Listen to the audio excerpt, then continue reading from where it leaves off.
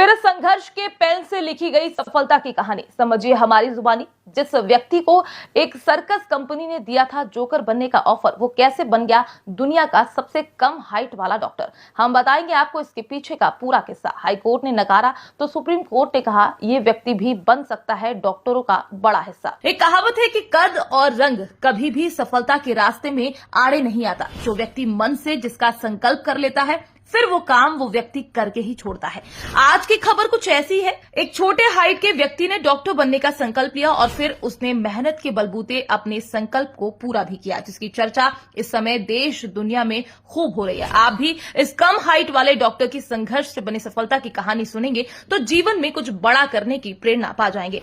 दरअसल गुजरात के भावनगर के 3 फुट के गणेश नामक व्यक्ति ने डॉक्टर बनकर वो कर दिखाया है जो लोगों के बीच खासा सुर्खियां बना है।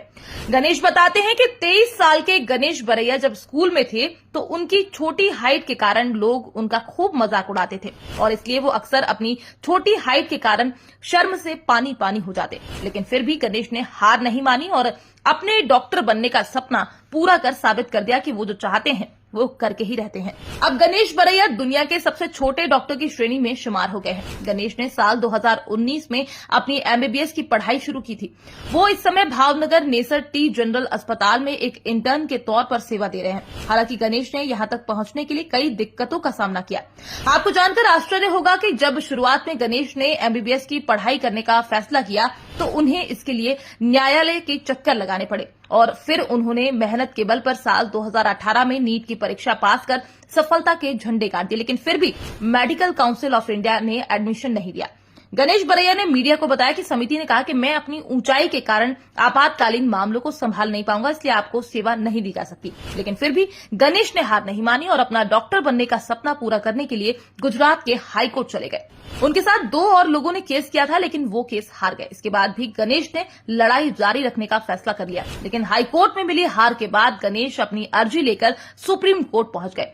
सुप्रीम कोर्ट ने गणेश के पक्ष में फैसला सुनाकर गणेश के संघर्ष की तारीफ की और फिर उन्होंने मेडिकल काउंसिल ऑफ इंडिया का फैसला पलट दिया। इसके अगले ही साल गणेश ने एमबीबीएस में एडमिशन लिया, यानी अब उनका वर्षों से किया गया संघर्ष सफल हो गया। सूत्रों के आधार पर यह भी ज्ञात हुआ है कि एक बार ऐसा भी हुआ कि किसी शख्स ने गणेश को 1 लाख रुपए देने का प्रस्ताव किया ताकि वो सर्कस में बोना बनकर लोगों का मनोरंजन करे। आज गणेश की ये सफलता वाली कहानी खूब सुर्खियां बटोर रही है। लोग इस कहानी को सुनकर जानकर कुछ नया कर पाने की प्रेरणा पा रहे हैं। तो वहीं गणेश की सफलता की ये कहानी लोगों के बीच खूब पसंद की जा रही है। इसलिए तो ये कहानी सोशल मीडिया पर आते ही इतनी वायरल हो गई कि आज गणेश का नाम और उनके संघर्ष की कहानी हर किसी की जुबानी बनी हुई है। आप इस सफलता की कहानी को लेकर क्या कहना चाहते हैं, इसको लेकर आप अपनी राय हमारे साथ